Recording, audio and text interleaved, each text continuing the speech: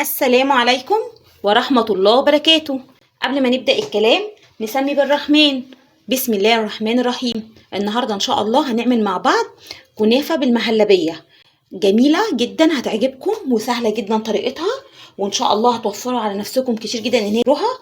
وإن شاء الله تشوفوا الطريقة بتاعتي وإن شاء الله تعجبكم. أنا معايا نص كيلو من الكنافة، أنا حطيتها أول ما جبتها حطيتها في الفريزر عشان عايزاها تبقى جامدة. قبل اي حاجه انا عملت الشربات وجهزته وركنته على جنب خالص. الشربات بتاعي عباره عن كوبايتين من السكر وثلاث كوبايات من الميه ونص ليمونه وكيس فانيليا. قعدوا على النار بالظبط حوالي ربع ساعه، وبعد كده رفعته خالص على النار. بصوا اهو قوامه جميل جدا اهو. اهم حاجه ان الشربات يكون ساقع، يعني عملته من بدري وركنته على جنب. معايا دلوقتي الكنافه زي ما قلت لكم. هبدأ أول حاجة بالكنافة بتاعتي، هسمي بالله كده. أنا عايزة أقطعها، هقطعها كلها، عايزاها حتت صغيرة خالص. عايزة تفرميها في الكبة افرميها، بس أنا هقطعها كده على إيدي. بصي أنا عايزاها كلها حتت صغيرة، يعني على قد ما تقدري قطعيها.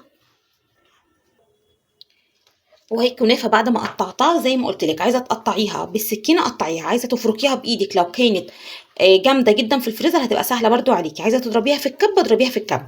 أهم حاجة إن هي كلها تبقى متقطعة حتت صغيرة خالص، يعني على قد ما تقدري بإيدك. خلاص هنركنها كده على جنب. نص كيلو الكنافة هياخد كوباية كبيرة من السمنة. لو عندك بقى زبدة بلدي تبقى جميلة جدا، لو عندك سمنة مخلطاها برضو هتبقى جميلة. دي زبدة على سمنة اهي، كوباية كبيرة. خلاص اهي.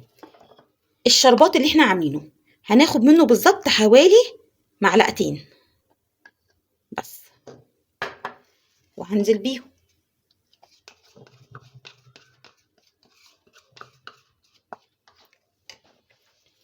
بصي بقى الكنافه عشان تطلع معاكي لونها ذهبي، يعني اللون اللي احنا بنشوفه دايما في المحلات. الوان الطعام اللي احنا عارفينها كلها دي الوان مش مضره خالص خالص، مسموح بيها ان انت تحطيها في اي اكل بتاعك.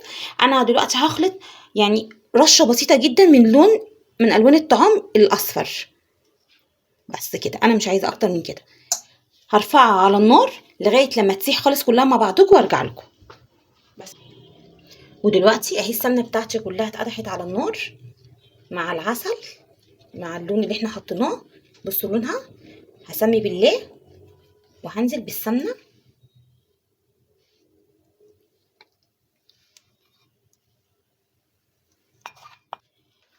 وطبعا دي لازم بايدك بتفركيها كده كلها مع بعضها، تدخلي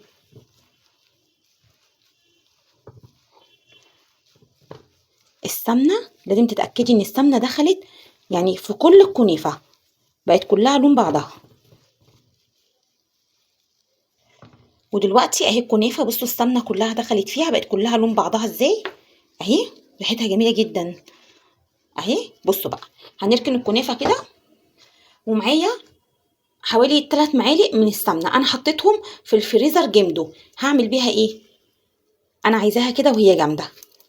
بصي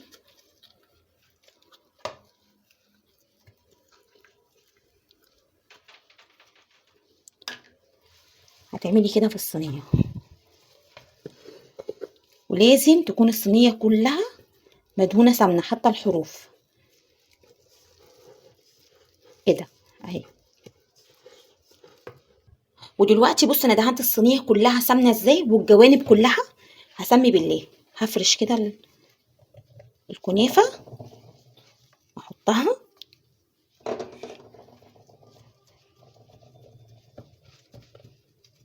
ثانيه عشان عايزه اقول لك على حاجه، ما تروحيش في اي حته.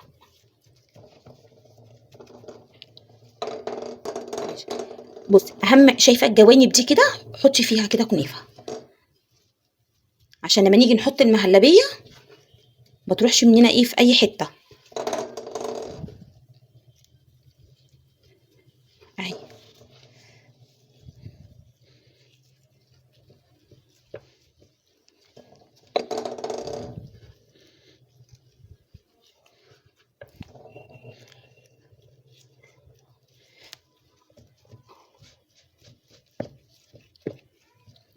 ودلوقتي بعد ما حطيت الكنافه في الجوانب كلها وفي الصينيه، هجيب حاجه تكون قدها كده بالظبط وهضغط عليها كده.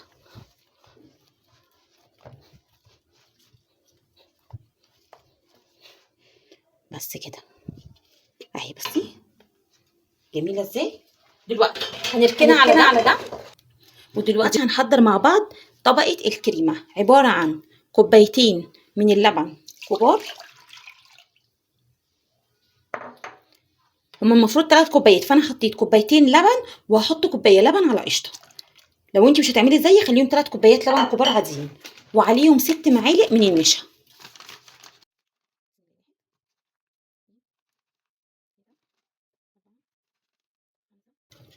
ودلوقتي هقلبهم مع بعض حلو جدا قبل ما ارفعهم على النار.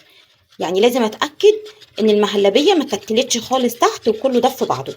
وهرفعهم على النار لغايه لما يبقوا مهلبيه، يبقى قوامهم كريمي خالص. وسهله وبسيطه جدا. خلاص اهي المهلبيه، هو ده القوام ان شاء الله اللي احنا عايزينه. اهي جميله جدا اهي. هنزل بيها كنافه سخنه كده. بسم الله.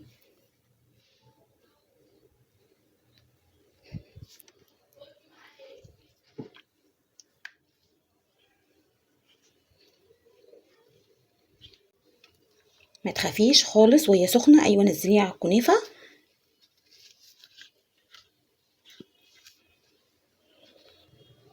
ودلوقتي بعد ما حطيتها كل المهلبيه على الكنافه، هسيبها لما تبرد خالص وتهدى خالص وهرجع لكم تاني. ودلوقتي بعد ما الكنافه المهلبيه بردت خالص اهي، بصوا لازم تبرد خالص. سيبيها لغايه لما تبرد خالص عشان خاطر ايه تعرفي تتعاملي معاها. هجيب بقيه الكنافه بتاعتي. بسم الله الرحمن الرحيم.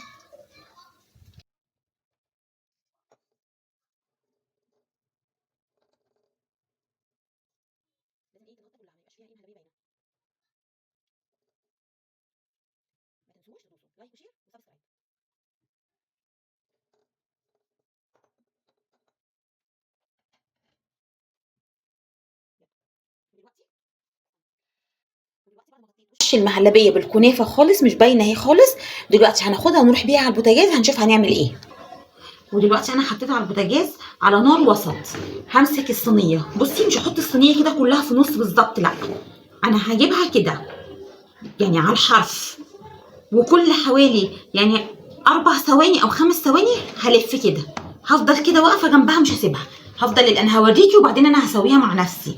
هفضل اعمل كده كل 5 ثواني. هتفضلي تعملي كده لغايه لما كلها عشان كلها تاخد لون ذهبي. لان لو سبتها كده على البوتاجاز النص بس اللي هيبقى في لونه ذهبي، والحروف كلها النار مش هتوصل لها. انا مش عايزه كده، فانا لازم تفضلي طول ما انت واقفه تحركيها.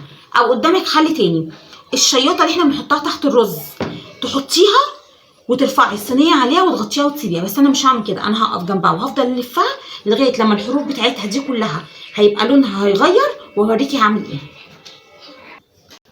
وبصي دلوقتي بعد ما قفلت، انا قفلت عليها خلاص هي على البوتاجاز. فضلت طبعا الفها كده زي ما قلت لكم.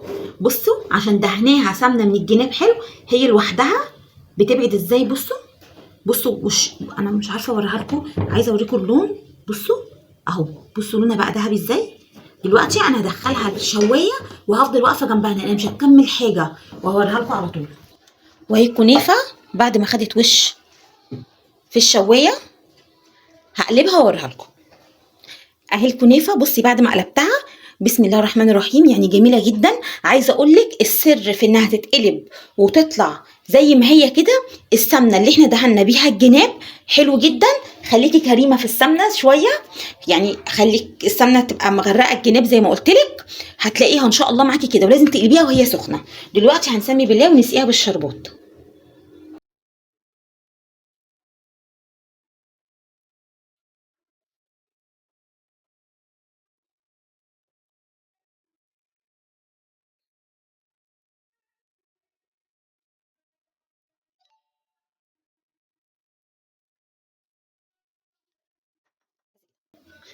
هقطعها واوريها لك.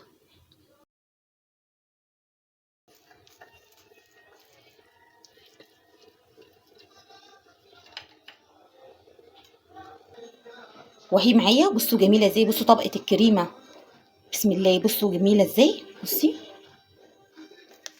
طبعا دي بتتاكل سخنه يا جماعه، وان شاء الله ان شاء الله تجربوها وتعجبكم. والسلام عليكم ورحمه الله وبركاته.